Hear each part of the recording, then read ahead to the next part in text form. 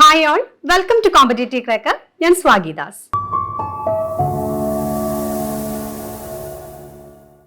HSST എക്സാമിന്റെ notification ആണ് നമുക്ക് ഇനി അടുത്തതായിട്ട് വരാനിരിക്കുന്നത്.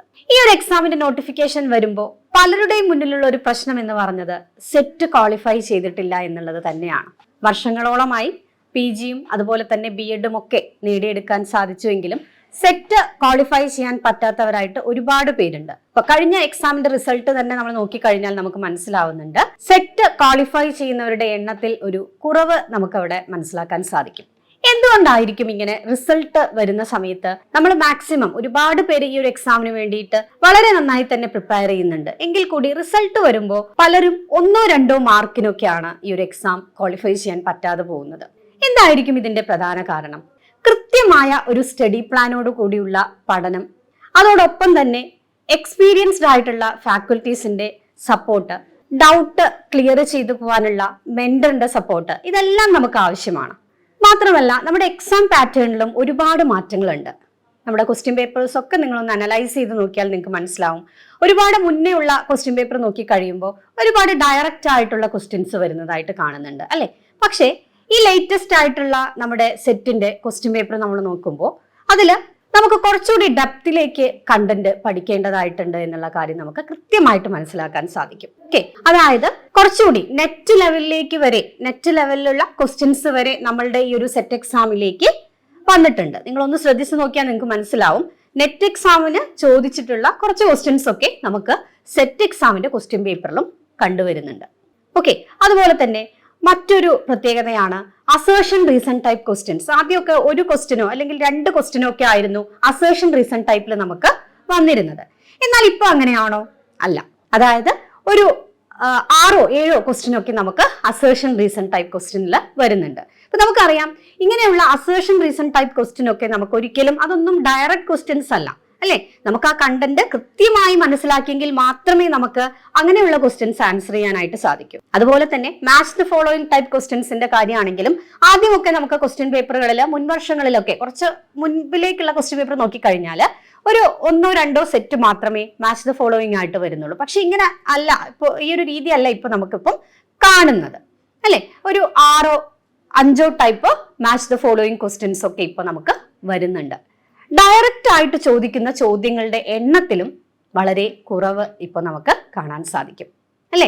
പഴയ ക്വസ്റ്റ്യൻ പേപ്പേഴ്സ് ഒക്കെ നോക്കുമ്പോൾ കുറേയൊക്കെ ക്വസ്റ്റ്യൻസ് വളരെ ഡയറക്റ്റ് ആയിട്ടുള്ള ക്വസ്റ്റ്യൻസ് വരുന്നുണ്ട്. അതുപോലെ റിപ്പീറ്റ് ചെയ്ത് ചോദിക്കുന്ന ക്വസ്റ്റ്യൻസ് ഒക്കെ നമുക്ക് കാണാൻ സാധിക്കും. പക്ഷെ ഇപ്പോ അങ്ങനെയല്ല. ക്വസ്റ്റ്യൻസ് എന്ന് പറയുന്നത് കുറച്ചുകൂടി ഡെപ്തിലേക്ക്, ഞാൻ നേരത്തെ പറഞ്ഞതുപോലെ കുറച്ചുകൂടി നമ്മുടെ കണ്ടന്റ് ഒന്നുകൂടി നിങ്ങൾ ഡെപ്തിലേക്ക് പഠിക്കേണ്ടതായിട്ടുണ്ട്. ഒരു നെറ്റ് എക്സാമിന്റെ ലെവലിലേക്ക് തന്നെ ഇപ്പൊ നമ്മളുടെ ക്വസ്റ്റ്യൻ പേപ്പർ ഒന്ന് ഉയർന്ന് വന്നിട്ടുണ്ട് എന്ന് തന്നെ നമുക്ക് പറയാം. അപ്പോൾ ക്വസ്റ്റ്യൻ പേപ്പറിന്റെ പാറ്റേണിൽ വന്ന ഈ ഒരു മാറ്റവും നമ്മുടെ സ്റ്റഡി സ്ട്രാറ്റജി, പഴയ ആ ഒരു മെത്തേഡ് തന്നെ നമ്മൾ ഫോളോ ചെയ്ത് കഴിഞ്ഞാൽ നമുക്ക് വിചാരിച്ച ഒരു റിസൾട്ടിലേക്ക് എത്താനായിട്ട് സാധിക്കില്ല. അപ്പോൾ നമ്മൾ ചെയ്യേണ്ടത് കൃത്യമായ ഒരു സ്റ്റഡി പ്ലാൻ ഉണ്ടായിരിക്കണം, കൃത്യമായ ഒരു സ്റ്റഡി സ്ട്രാറ്റജി ഉണ്ടായിരിക്കണം. അതോടൊപ്പം തന്നെ നിങ്ങൾക്ക് ഡൗട്ട്സും കാര്യങ്ങളും ഒക്കെ വരുമ്പോൾ അത് ക്ലിയർ ചെയ്ത് തരാനായിട്ടുള്ളൊരു മെന്റൽ സപ്പോർട്ട് കൂടി ഉണ്ടെങ്കിൽ നമുക്ക് സെറ്റ് എക്സാം ഈ വരുന്ന HSST എക്സാമിന് മുന്നേ തന്നെ ക്വാളിഫൈ ചെയ്തെടുക്കാനായിട്ട് സാധിക്കും. ഇപ്പൊ നമുക്കറിയാം, പുതിയതായിട്ട് നമ്മൾ ഇവിടെ ഒന്നും പഠിക്കുന്നില്ല അല്ലെ. നമ്മൾ BEdന് പഠിച്ച കാര്യങ്ങൾ, നമ്മൾ ഡിഗ്രിക്ക് അതുപോലെ നമ്മുടെ PGക്ക് ഒക്കെ പഠിച്ച കാര്യങ്ങൾ തന്നെയാണ് നമ്മൾ ഇവിടെ പഠിക്കുന്നുള്ളൂ.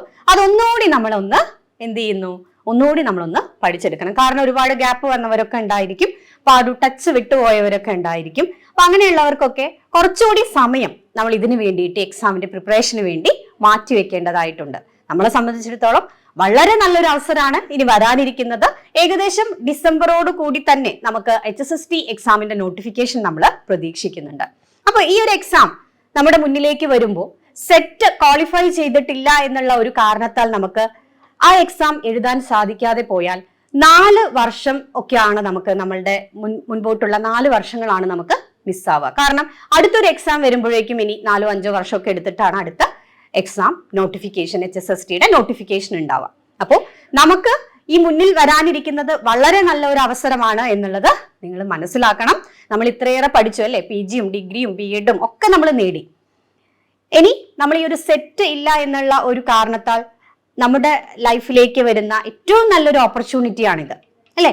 ഇങ്ങനെ ഒരു ജോലി സ്വപ്നം കണ്ടു തന്നെയാണ് നമ്മളൊക്കെ BEdും അതുപോലെ തന്നെ PGയും ഒക്കെ പഠിച്ചിട്ടുള്ളത് ഇല്ലേ. BEd എടുക്കുക എന്ന് പറഞ്ഞാൽ തന്നെ നമ്മൾ ആ ഒരു ടീച്ചിങ് ആ ഒരു പ്രൊഫഷനിലേക്ക് തന്നെയാണ് നമ്മൾ നോക്കുന്നത്.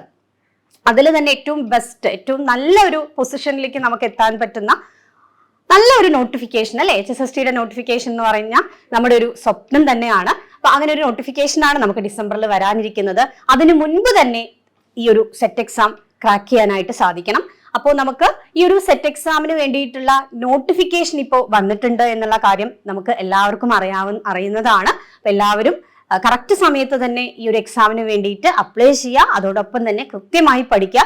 ഇനിയും സമയമുണ്ട് എന്ന് കരുതി നിങ്ങൾ ടൈം വെറുതെ വേസ്റ്റ് ചെയ്യരുത്. ഇപ്പോഴേ പഠനം ആരംഭിക്കണം. ഒരുപാട് പേര് നേരത്തെ തന്നെ കഴിഞ്ഞ സെറ്റ് എക്സാം എഴുതി കഴിഞ്ഞപ്പോൾ തന്നെ മാർക്ക് ടോട്ടൽ ചെയ്യുമ്പോൾ 1-2 മാർക്കിനൊക്കെയാണ് പലർക്കും നഷ്ടമായിട്ടുള്ളത്. അപ്പൊ അന്ന് തന്നെ പലരുടെയും സംശയം HSST നോട്ടിഫിക്കേഷൻ വരുമോ, ഇനി വന്നു കഴിഞ്ഞാൽ എന്ത് ചെയ്യും എന്നുള്ളതായിരുന്നു. പക്ഷെ നമുക്ക് HSSTയുടെ മുന്നേ ഒരു സെറ്റ് എക്സാം കൂടി ഇപ്പം നോട്ടിഫിക്കേഷൻ വന്നിട്ടുണ്ട്. എല്ലാവരും അപ്ലൈ ചെയ്യണം. കൃത്യമായ ഒരു സ്റ്റഡി പ്ലാനോട് കൂടി പഠിച്ചു കഴിഞ്ഞാൽ നമുക്ക് ഈ ഒരു HSST എക്സാമിന് മുന്നേ നമുക്ക് ഈ ഒരു സെറ്റ് എക്സാം തന്നെ ക്രാക്ക് ചെയ്യാനായിട്ട് സാധിക്കും. അപ്പോൾ നമ്മൾ നേരത്തെ പറഞ്ഞു, നമുക്കിപ്പം എക്സാം ക്വാളിഫൈ ചെയ്യുന്നവരുടെ എണ്ണത്തിൽ വളരെ കുറവ് ആണിപ്പോൾ കാണുന്നത്. അത് കൃത്യമായ ആ ഒരു നമ്മുടെ ക്വസ്റ്റ്യൻ പേപ്പറിൽ വന്നിട്ടുള്ള മാറ്റങ്ങളും ഒക്കെ കൃത്യമായിട്ട് നിങ്ങൾ അനലൈസ് ചെയ്ത് ആ ഒരു രീതിയിൽ തന്നെ നിങ്ങൾ പഠിച്ചു പോയി കഴിഞ്ഞാൽ നമുക്ക് നമ്മൾ വിചാരിച്ച ആ ഒരു ജോലിയിലേക്ക് നമുക്ക് എത്തിച്ചേരാനായിട്ട് സാധിക്കും. അപ്പൊ എല്ലാവരും കൃത്യമായിട്ട് പഠിക്കണം. നമ്മുടെ കോമ്പറ്റേറ്റീവ് ക്രാക്കറിൽ 90 ഡേയ്സിന്റെ പുതിയൊരു ബാച്ച് കൂടി നമ്മൾ സ്റ്റാർട്ട് ചെയ്തിട്ടുണ്ട്. 120 ഡേയ്സിന്റെ ബാച്ച് നമ്മൾ നേരത്തെ സ്റ്റാർട്ട് ചെയ്തിരുന്നു.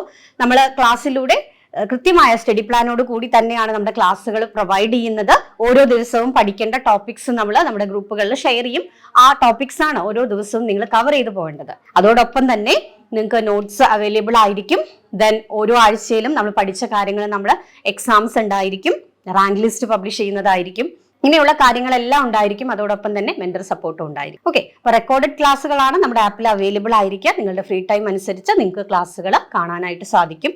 കോമ്പറ്റേറ്റീവ് ക്രാക്കറിൽ 90 ഡേയ്സ് സെറ്റ് അസ്ത്ര ബാച്ച് നമ്മൾ സ്റ്റാർട്ട് ചെയ്തിട്ടുണ്ട്. അതിലേക്കുള്ള അഡ്മിഷൻ ആരംഭിച്ചിട്ടുണ്ട്. അപ്പൊ ഈ ഒരു കോഴ്സിലേക്ക് ജോയിൻ ചെയ്യുന്നതിനായിട്ട് സ്ക്രീനിൽ കാണുന്ന മൊബൈൽ നമ്പറിൽ നിങ്ങൾക്ക് കോൺടാക്ട് ചെയ്യാവുന്നതാണ്. നമ്മുടെ ചാനൽ നിങ്ങൾക്ക് യൂസ്ഫുൾ ആയിട്ടുണ്ടെങ്കിൽ മറക്കാതെ നമ്മുടെ ചാനൽ ഒന്ന് സബ്സ്ക്രൈബ് ചെയ്യുക. മറ്റൊരു വീഡിയോയുമായി നമുക്ക് ഉടൻ തന്നെ കാണാം. താങ്ക്